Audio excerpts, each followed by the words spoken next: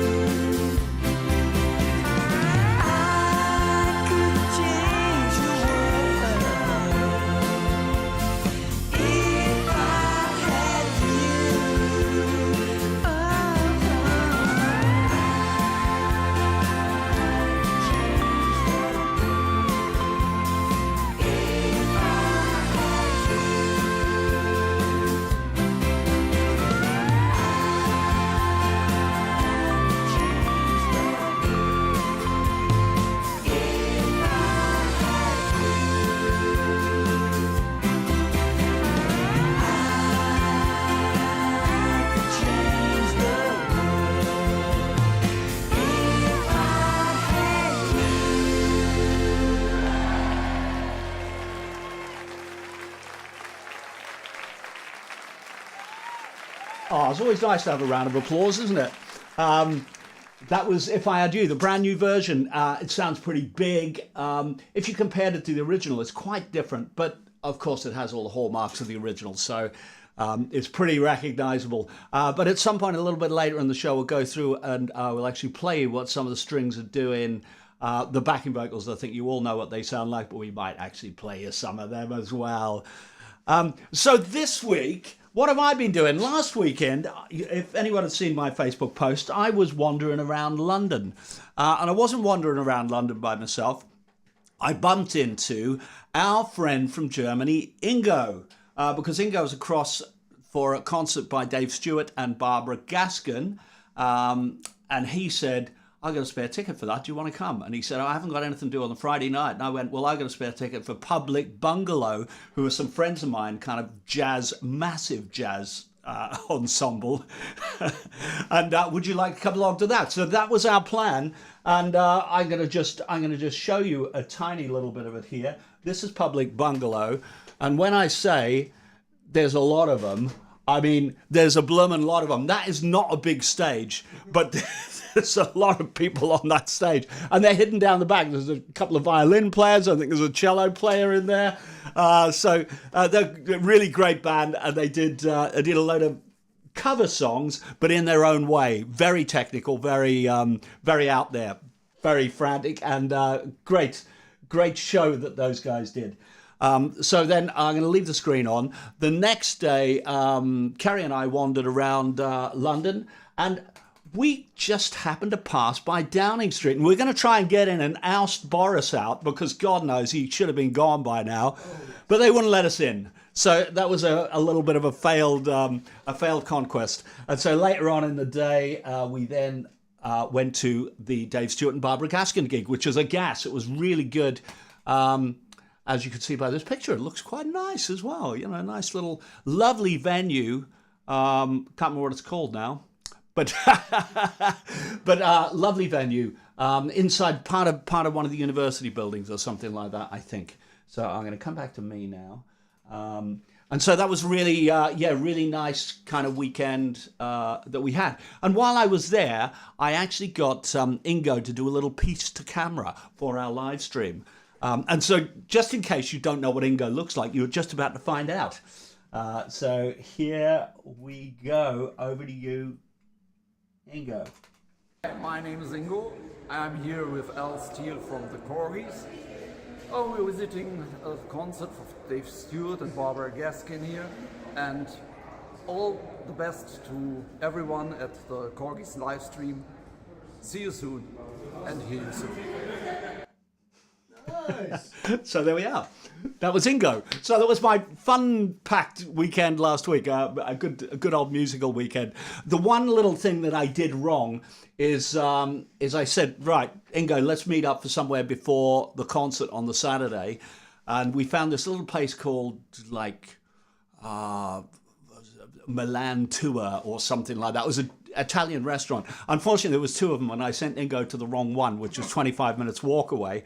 So by the time he got to the restaurant it was supposed to be, he had to drink 2 beers down in very quick succession. Fortunately, he wasn't driving anywhere, so it was all good. And he did get to finish his pizza in time, and we did get to the concert in plenty of time as well. And talking about the concert, it's like this was just a weekend of coincidences. So I'm in the line for the bar, and Robert from Bristol comes up, Robert Parry, and he goes, "Hi Al, what are you doing here?" And I went, "Well, I come to see the gig." And he said, "What are you doing here?" He went, "Oh, I really like these guys, so we're there." And so we're chatting away, chatting a bit about the Korgis, and he said, "Oh yeah, I meant to send you those pictures that I took from the Concord Club. I'll send them on when I get round to them." And then the guy behind in the queue taps me on the shoulder, and he goes, "Did you say the Korgis?" He said, "I'm doing sound for you next month at Trading Boundaries." So there we are. So a coincidence. And so actually talking about Trading Boundaries, this is a really nice venue. It's fantastic. It's not far from Gatwick, so it's easy to get to from people from for people from London. That was quite hard to say. That was easy to get to, and also easy to get to from the south coast as well. You just pop up, and it's near. So we would love you to come along and see that. I'm going to show you a couple of pictures from Trading Boundaries because it is a really nice place. So I'm going to chuck it back on screen again. And this building has been there since 1772 or something like that. So it's really old, and it's got a lot of history, and it's a lovely kind of old, kind of stately home kind of place. With I'll show you a new picture of it. This will be good. Oh, I can make that a bit bigger, I think. So that's very nice. And it's got a really unusual stage. So look at that. It's got those little, that it goes down into those like cloisters at the back. So I think drums are going to have to go in one of them. Certainly a TV in either side of the others probably, and the rest of us out the front of that. But it looks like it should be fantastic. And I was talking to the engineer, and I think it was Roy. I'd probably have to look at the email again. But I was speaking to him, and he said, oh, it's a fantastic venue. He said, just everyone's so helpful, and it's really nice. So it would be great to come along and support that if you will. Ticket links are up everywhere. They're up on Facebook. They're up on thekorgis.com is the best place for everything, basically. Come and see us at thekorgis.com. So I'm going to take that down because there's something else I want to talk about. Nigel and I have been working hard on a gift bag. Do you want to pass me? Do you want to pass me over that? A gift bag? Yeah. One gift bag Yeah. coming your way. So we call this the Korgis goodie bag. I'm going to bring it up closer to the camera so you can really see it. There we are, the Korgis goodie bag. And basically, at that particular gig, everyone that comes along can have one of these goodie bags. And you go, well, it's just a bag. Yeah, but it's not just a bag. It's got the Korgis goodie bag written on it, so it's desirable in itself, isn't it? But not only that, inside this thing is the special edition of Cartoon World. It's not the full edition. It's the CD with the vinyl mixes on it. Have a little look at that. It's got a special packaging and all that. Nigel designed all of that by his own fair hand, he did. Indeed. So we're going to give you one of them away. And also, just so you know what the album is about, we're also going to give you the 2 posters that go with it. Look, so you've got the story of the making of on one side, you've got lyrics on another side, you've got Leah's cartoons on the other side, and you've got a glorious picture of us looking fantastic on that side. So 4 sides, 1 album, and we haven't got them yet, but we're actually going to have some badges as well. So we'll put 1 or 2 badges in there too. And so that costs you nothing. Costs nothing, but you have to come. If you don't come, you can't have it. Can't have it. Not only that, but if somebody says, oh, that's like the second CD on Cartoon World, is it? It is very much like the second CD on Cartoon World. So if you've already bought Cartoon World, this goodie bag, as a trade-in, you can keep the posters, you can keep the badges actually, but as a trade-in, this will give you £5 off any merch you want. So anything you haven't got, gonna have £5 off. So it's definitely worth having, worth coming just for that, I reckon. I reckon. Nigel reckons as well. There you are. So there we are. That's the goodie bag. I think in future gigs we might do like a 2-tier ticket price or something like that. Maybe a special tier costs you £5 extra, and you get whatever is in that goodie bag at the time. So obviously at the moment we're still looking at Cartoon World until the new album is released in Japan. But later on, of course, we will, when that one is released, there might be goodies in that bag that have something to do with Kool hits, Kuriositites, and Kollaborations. And I still can't say it. So there. It's not easy. And apparently the restaurant, I presume, is Casa Dua? Casa Dua, that's what it is. Yes, sorry, you remembered. Yeah, that's what. Well, you remembered because he went to 2 of them, and he had to walk very fast for 25 minutes to move between the other ones. So that was all good. I was going to have a wee look at the inside cover of. Oh no! I'll tell you what we're going to do. I think we're going to do the quiz question. Let's get straight to the quiz question. And this is quite a tricky one. Again, it might not be tricky. You might go, oh God, any fool knows that. I'll stick something up on screen. I'm just going to make that bigger before I show it to you.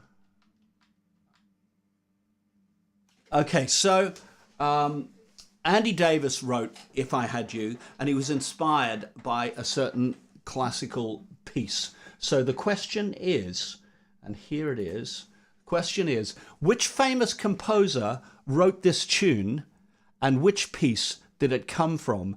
The most detail wins, and that's quite crucial. The most detail of exactly what is this piece, okay? If you start to research it, you'll go, oh, yeah, it's quite complicated, isn't it? So which famous composer wrote this tune? And that's the tune to the chorus. Dang, dang, dang, dang, dang, dang, dang, dang. That tune. Which famous composer wrote this tune, and what piece did it come from? The most detail wins. So there. Get your thinking caps on. And what are you going to win?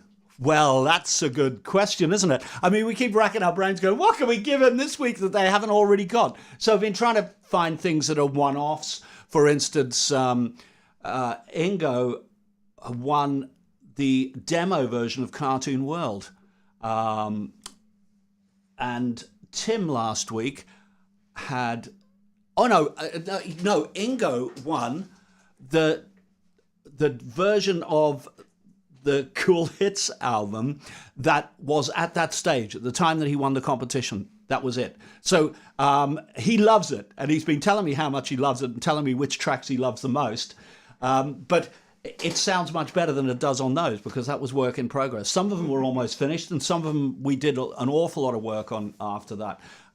So of course, the new album will sound significantly different to that. But we're trying to make presents that you wouldn't get anywhere else. You can't get anywhere else. And so this, certainly you can't get anywhere else at the moment, because this album hasn't been released yet. But we have two glorious prints, the front and the inside cover for Kool Hits, Kuriositites, and Kollaborations, upside down. I can't read it from here. So I'll give you a little closer look to that. So these are done on lovely photographic paper, yeah, and that whole inside cover there. And so they are yours for whoever wins the competition. Which brings me to, I was going to read you out some of that inside cover, because it's a kind of very skewed kind of history of the Korgis. So I'm going to leave it up on screen here now, and this might encourage you to think hard about the competition. You go, oh, I want a print of that, because then I can read all of that stuff. So I'm going to stick it up on screen here. So this is a little story about the album and all of the songs on the album and how they came about, but it's in a rather obtuse way, it must be said. And you'll find that all of the song titles I've worked into it here. So it's a little bit like this. It goes, after Stackridge, we drew lines in the sand. The life of a travelling minstrel on one side versus the Korgis, a studio guru on the other. Steve Lindsay, fueled by his love of the more edgy side of post-punk, went on to populate the planets, while Andy Davis, fresh from his Kim Beacon experience, had come armed with If I Had You. Top of the Pops catapulted us forward to Dumb Waiters, and James Warren's fascination with Buddhism spawned the baby that would grow, and you know it as Everybody's Got to Learn Sometime. Somewhere around Harmony Block number 168, Andy became disillusioned with being a studio guru and left James desperately trying to steer the ship. The mighty Trevor Horn helped to turn Don't Look Back into both a motto and a song, which would eventually conquer Brazil. Fast forward 10 years, where Harmony Block number 168 is a distant memory, and we once again become three with John Baker as a third. John sings This World's for Everyone, and we all believe him. However, the world still seems fascinated by the cycles of destruction and poverty. The Korgis fall, but like a phoenix from the ashes of the phoenix from the ashes, Stackridge is once more. A new golden period coupling travelling minstrel with studio guru ensues until the phoenix is eventually spent. Anyone will tell you Al Steele is a happy man. Well, I am. That's right. That's not on the cover. And James is a very prolific man. Some may say he is melodically fast and loose, which was incidentally written quickly. This musical alliance was the catalyst that sparked the return of the three, albeit a different three.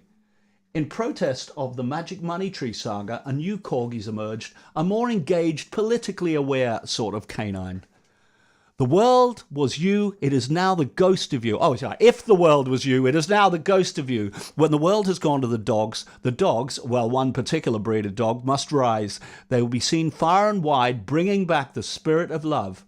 We will try to do the best that we can do, but it's obvious to us that the best thing you can do is to love someone. Following these simple rules will ensure it's always a sunny day for both you and ourselves. Love, the Korgis. So there. So that's the inside cover. I kind of worked long and hard on that one night at about 2 o'clock in the morning. So that's what that inside cover looks like. So I'm just clearing my screen. And what have we got next? Oh, yeah, I got a newspaper clipping. This was quite interesting because this week, James Warren posted up on his Facebook page Crescent Studios, or it wasn't Crescent Studios. Crescent Studios came along a little bit after, even though I reckon they were probably called Crescent Studios because David Lord originally lived on the Crescent. So maybe that's where the name came from. Or maybe that Crescent, I don't know. But anyway, I found a newspaper clipping. And this was quite interesting. It basically goes on to say, latest people in pop are going and recording in funny places, Dire Straits in the Bahamas and Boomtown Rats in Rome, etc., etc. But the Korgis, whose single rose to number 13 in the charts last week, chose to record in none of those places, not even London. Instead, they produced their disc, If I Had You, in a small flat in their hometown of Bath. The record, a rich swirling song with classically whimsical summer sound, reveals none of the problems that lie behind the making. The instrumental backing track was recorded in the spare bedroom, the keyboards were played in the study, and the vocals were done in the landing and in the bathroom. Singer James Warren says, "We had terrible problems getting the right vocal sound. We tried all over the house, even on the roof, but we had to stop there when one of the neighbours started mowing the lawn. In the end, the only place we could find that gave us the sort of sound quality we were looking for was by singing on the landing and doing the harmonies in the loo. With all the problems involved in recording in a private flat, including complaints about the noise, as well as an irate landlord, why didn't they use a conventional studio in London?" And Warren says, this is very truthful, one of the main considerations was money. It cost us no more than about 700 quid to record the single.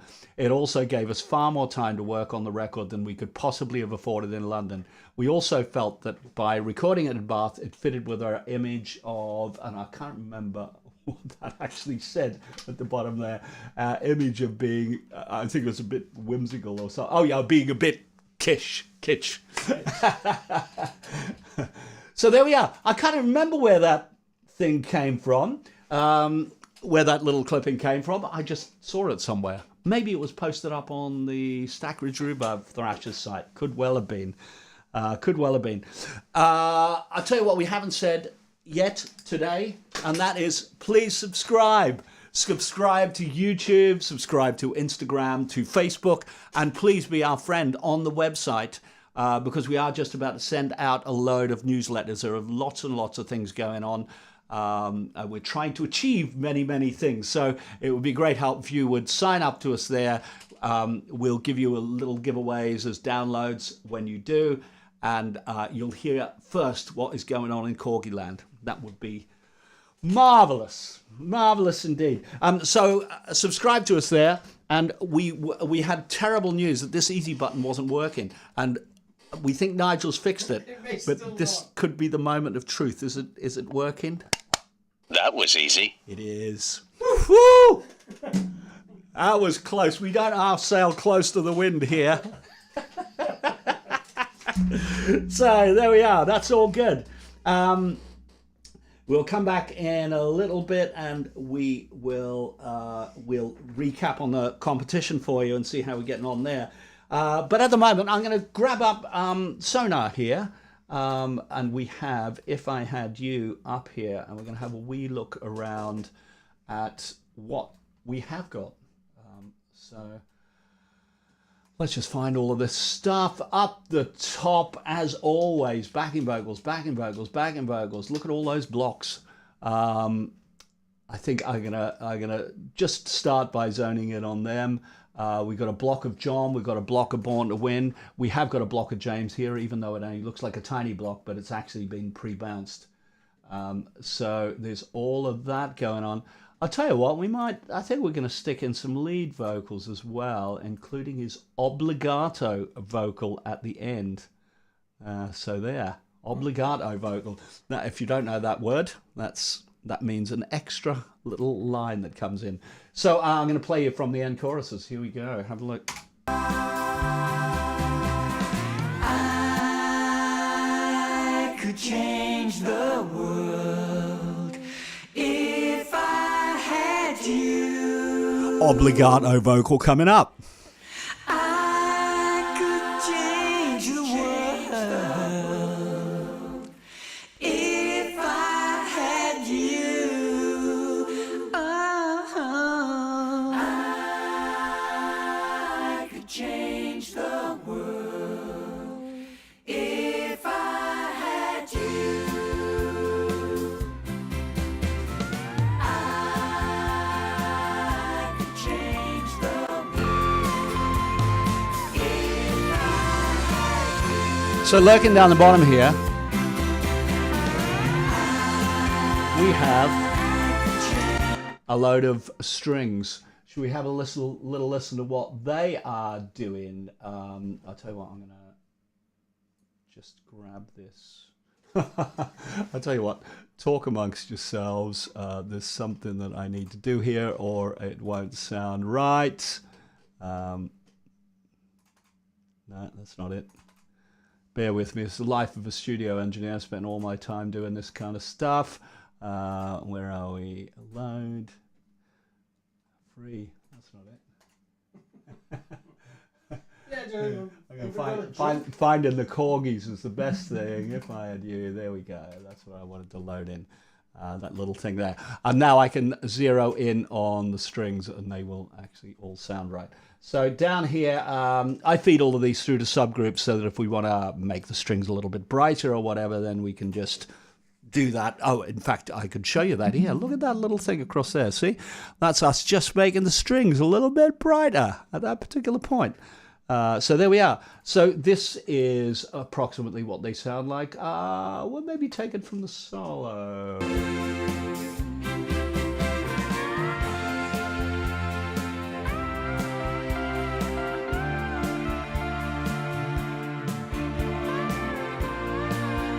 Without the band.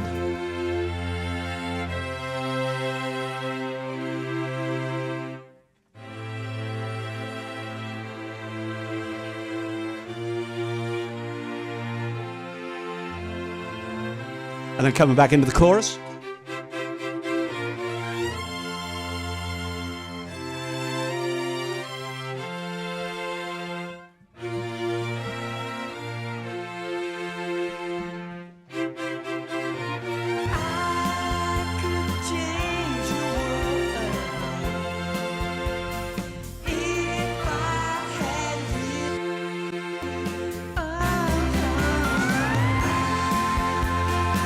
I'll see if I find my guitar somewhere. Oh no, it isn't. It's not there.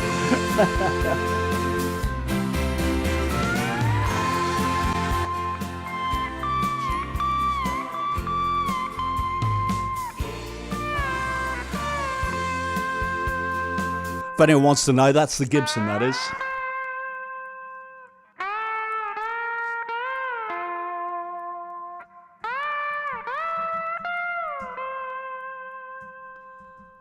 And there we are. That's the end of it. That's If I Had You.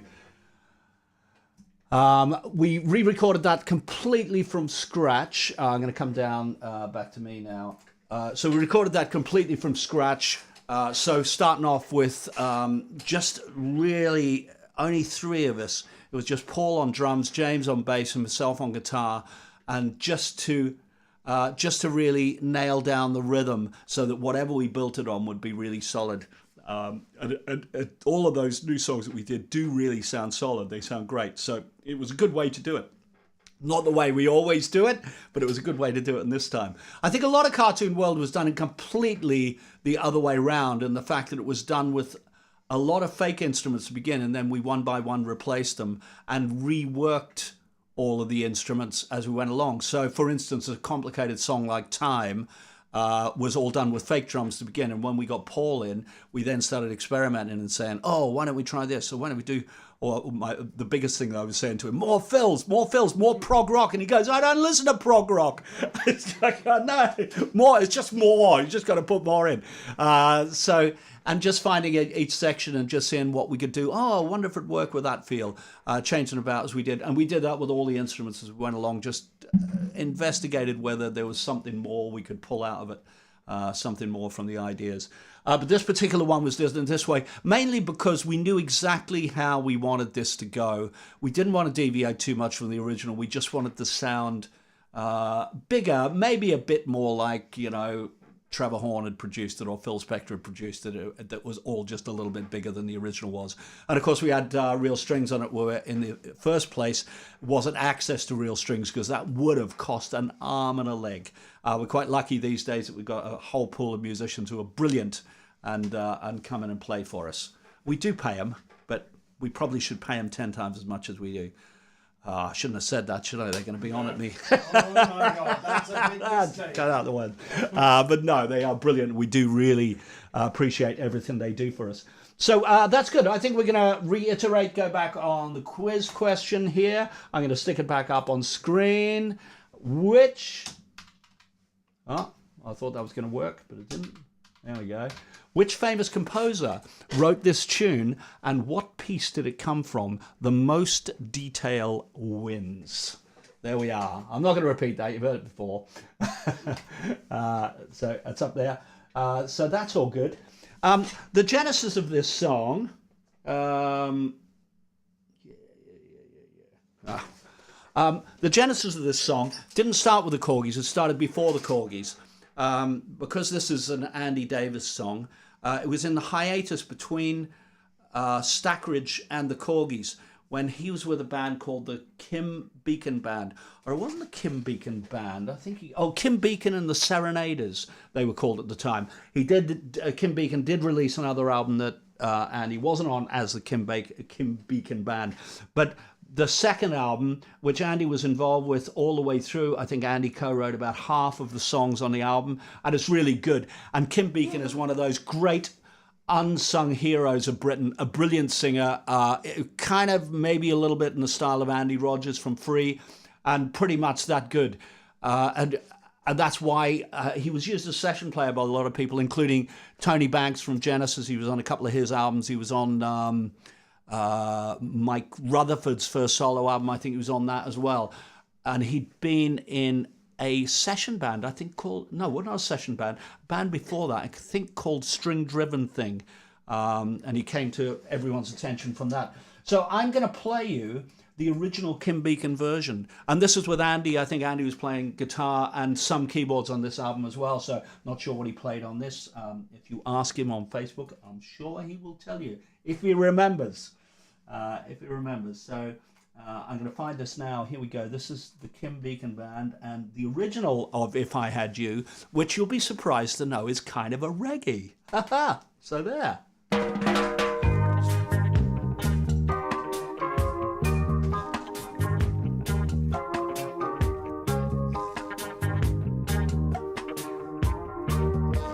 The other day I saw you walking. You looked as pretty as a peach. You seemed so near and yet somehow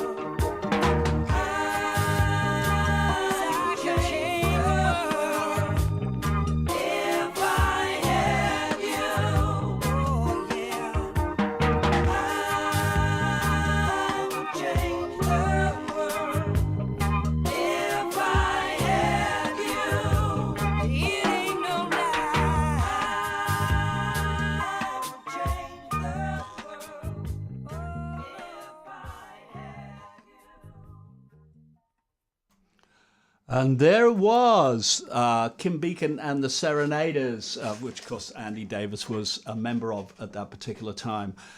It's quite interesting there. People that only know the Korgis version will realize, of course, there's an extra verse. It's just a single verse, but he repeats it every time. It comes every time. So the verse is always a two-part thing. It was probably also one of the songs that Steve Lindsay did when he did those original sessions. As I was saying, I'm pretty sure, as Andy would have already had that would have been one of the songs that was kind of in the sessions that they did on that weekend when Steve came down to Bath and they did those very first Corgi sessions. So I warrant that that's there, but I will. I think I did ask James and he didn't remember. Maybe Andy might remember what it was. We'll find out. But interestingly, if you ever see Andy's band DLM, or you ever had, you'll know that they also put that extra verse in. Their version is kind of wildly different, but I'm just going to play a little bit of that as well, as that's particularly different, but really nice. I really like this version. If I had you, I'd have the power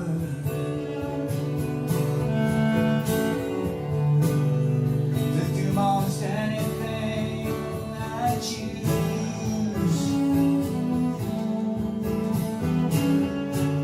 But I want to make, sometimes I win, and sometimes I lose.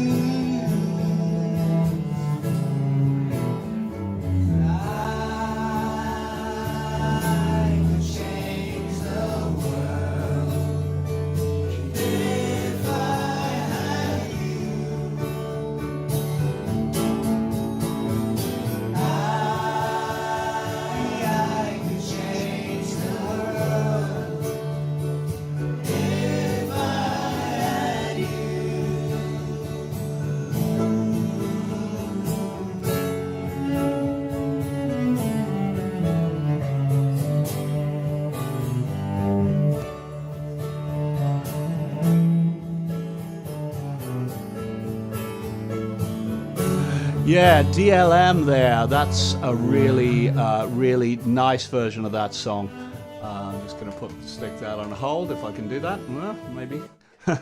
There we are. So, I mean, Andy hasn't done a DLM gig for a little while. He was supposed to be down at Abbott Kurtzwell with Mike Webb a little while back, but that got cancelled. Let's hope that he gets back out with them again soon. And if he does, make sure you pop along to see him, because they do a lot of classic Andy Davis songs, but done in that kind of much more intimate kind of style. So it's really, really nice, very nice.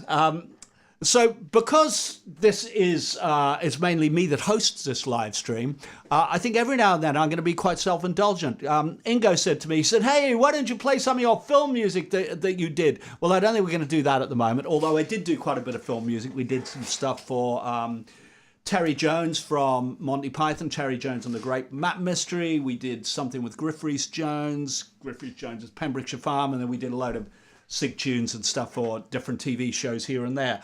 But I maybe at some point I'll put together a little bit of that. But I thought I would just share a tiny little bit of one track from my album Coming Up From Down Under. And this is possibly my favourite song on it, although I quite like them all, I've got to say. And this is Driving. Have a listen.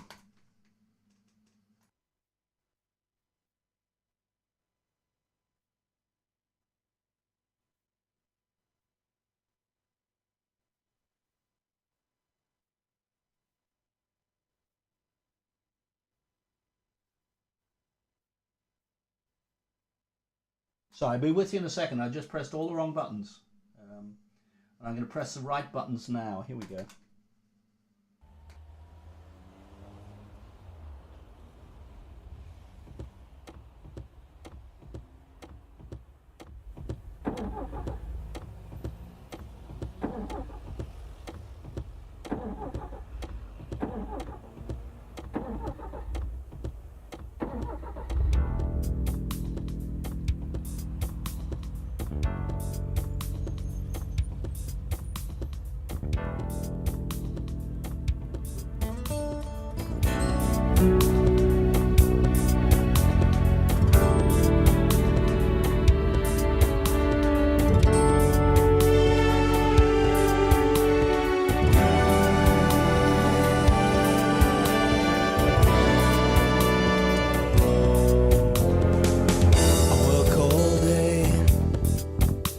and I sleep all night.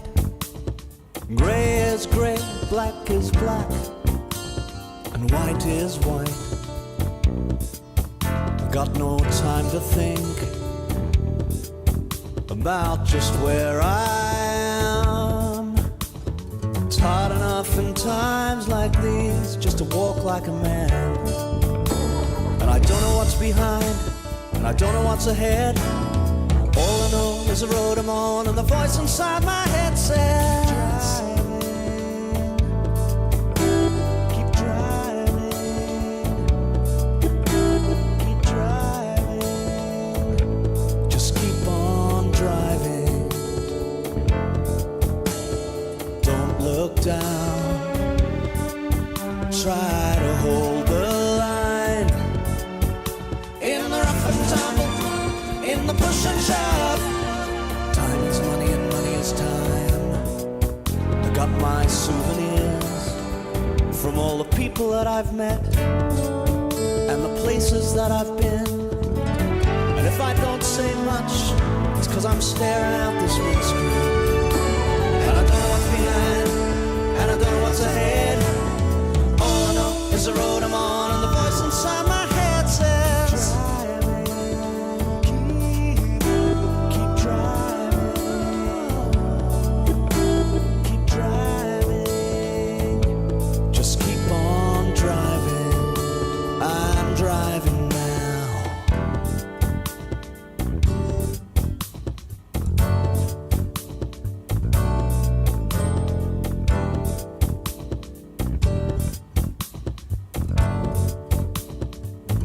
Don't look down, don't look back.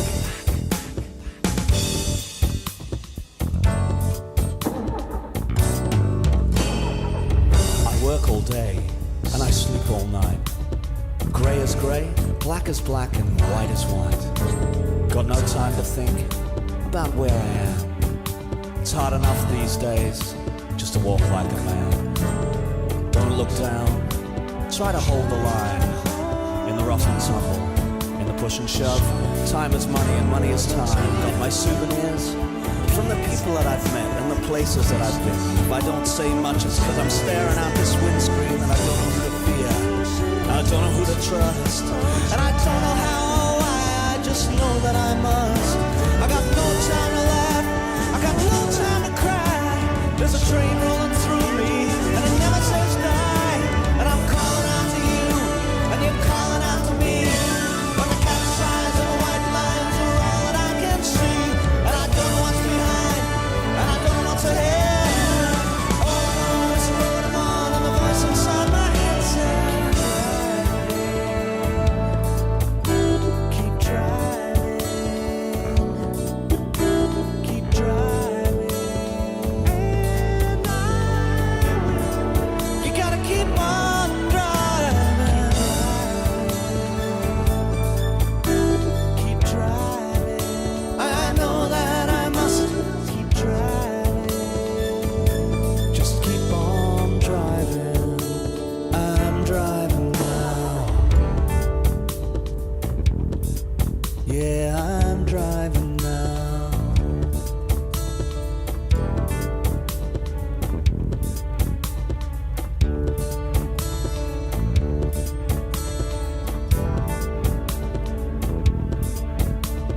The only thing in times like these to keep on driving.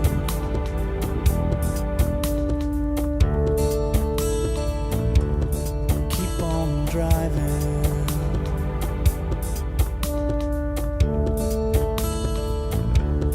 Keep on driving.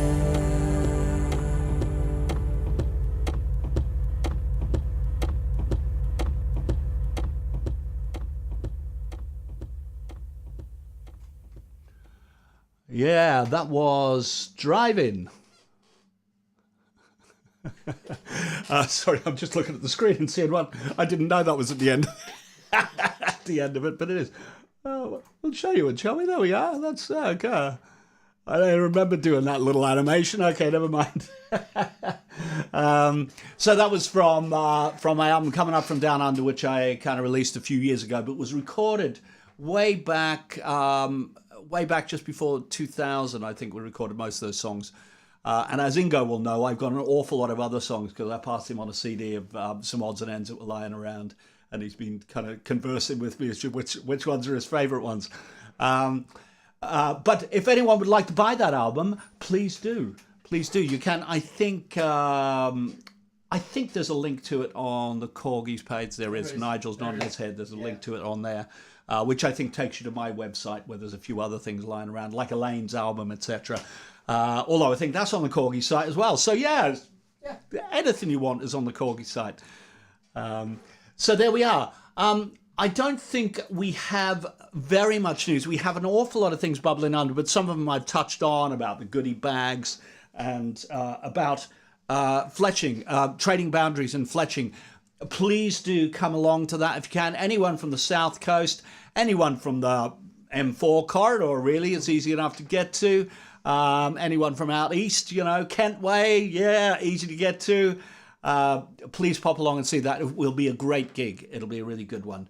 We're looking forward to that immensely. So there we are. I think we should... competition. Elaine Brokenshaw, I'm so sorry. You came in late and you kind of missed the competition. I did. Oh, you did? Okay, Yeah, good. perfect. Good on you. Okay, sorry you found it hard to find, Elaine. It was... we did have it up in a few different places, but sometimes the most obvious things can escape you, can't they? So let's have a look at this competition question one more time. Let's stick it up on the screen. And the competition question was, which famous composer wrote this tune and what piece did it come from? The most detail wins. And do we have a winner, Nigel? Boy, do we have a winner, and it is detailed. Okay. It's from Tapnet, who is Tim. Tim, yeah. Hi, Tim. And his answer is, based on Variation 18 of Rachmaninoff's Rhapsody on a theme of Paganini, which itself is based on Paganini's Caprice number 24 in A minor. Okay, well, I didn't expect to get the Paganini thing as well, but yes, it was Rhapsody on a Theme of Paganini by Rachmaninoff, and that very famous tune, which everyone knows, but hardly anyone knows where it comes from, apart from Tim, who obviously knows everything. But yeah, it is variation number 18 of that. So God knows how many variations there are. Is it 23 or something like that? Something like that. But we have had people who've come to us and said they're using If I Had You, they're using your song in a film, and we've gone, no, I think you'll find they're using Rachmaninoff in the film, and we can't really sue them for lots of money. Sorry, wish we could. We can't. Unless there's a James vocal on it. Yeah, that's right. That's right.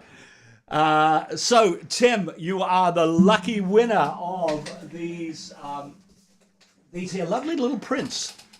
I would have framed them for you, but I never got round to it. But maybe you can. They would look quite nice framed. They would.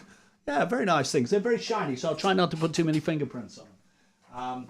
And I will post them off to you, and I reckon you will get your other prize tomorrow, because it went off yesterday, but it went off quite late yesterday.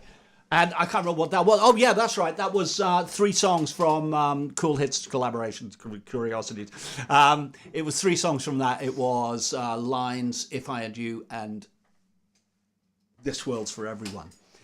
So that's in the post to you. And I did you a little cover for that as well. So there. Oh, you're too good to them. Well, I know Tim was going to come to settle, so I'm very sorry, Tim, that we had to pull that gig. It was just a few things changed about it and just made it undoable, just undoable. So there we are. That is it for this week's live stream. Next week we'll be back. We're probably gonna have. We'll certainly have Mr. James Warren here next week, because we're doing a writing session during the day. Chris Hopkins is down from Liverpool, and his friend Ian Cooper is coming down as well. So we're having 4 of us in a room hammering out some ideas for songs. Who knows what will happen with them? We hope at some point they'll end up on our brand new Korgis album somewhere. But we'll have to wait and see how it all comes out. But that should be a good fun day. not sure if Chris can stay around. I think he's going to stay around at least just to say hi at the beginning of the live stream before he zips back up to Liverpool. There we are. So next week we are talking about the new version of Everybody's Got to Learn Sometime, which is the much more guitar-driven version, acoustic guitar-driven version, which is very nice. And that was another one that Ingo said was one of his favorites. He really liked that version of it. Just sheds a little bit of new light on that particular song. And we have a good few versions of that song. In fact, next week we might play a little bit of a version that is going to be released in Japan. There is a girl called Moe, and she was part of a girl group. I think they might have won like an X Factor kind of competition or something like that. Anyway, became quite a famous girl group in Japan, and she was the leader of that group, and has done a new version of Everybody's Gonna Learn Sometime, which we have put together, the Korgis have put together, and then we sent it out to her, and she's put her vocals on. They sent them back to us, and just today we sent them off the final master of it after putting more backing vocals, etc., all of those things you do. But that's quite a wild version. It's like nothing you've ever heard before. Different version altogether. We wanted to be a bit more young and a little bit more out there, and certainly to just throw the rule book away. So I might play a little bit of that next week. Next week is Everybody's Got to Learn Sometime week. As if we've never heard that song before. There we are. Okay, so congratulations, Tim. Thank you, everyone, for joining. Paul G, Ingo, Elaine, Emily. Richard Nicholas. Oh, yes. Elaine. Oh, Tapnet's Tim, obviously. Yeah. Yeah. Can't see anyone else because I've run out of the screen. And if Emily's there, then maybe my daughter Nicola might be there as well. She possibly Mauro's might. there. Mauro. Oh, Mauro. Hello, Mauro. Hopefully it's sunny in Brazil, because it's bleeding sunny here. I'm telling you, we got Brazilian weather here right now. We have. And Mauro has been the chief instigator of going, don't look back. Don't look back. Do a new version of Don't Look Back. Don't Look Back live, etc., etc. So I did actually send him a little copy of our new version of Don't Look Back, of which he was thrilled to get. So there we are. Sorry we kept you waiting, 4 years? Something like that. Yeah. There we are. We are going to leave you on this live stream with the version of If I Had You that was done on Top of the Pops, except we've dubbed over the new version over it. So you'll see Top of the Pops with James in 1979, looking like he looked in 1979. You can hardly tell the difference, but with our new track behind it, all synced up. Thank you very much for joining us. We'll see you all again next week for the Everybody's Got to Learn Sometime one. In the meantime, Nigel and I saying goodbye. Ta-da! There's the hand.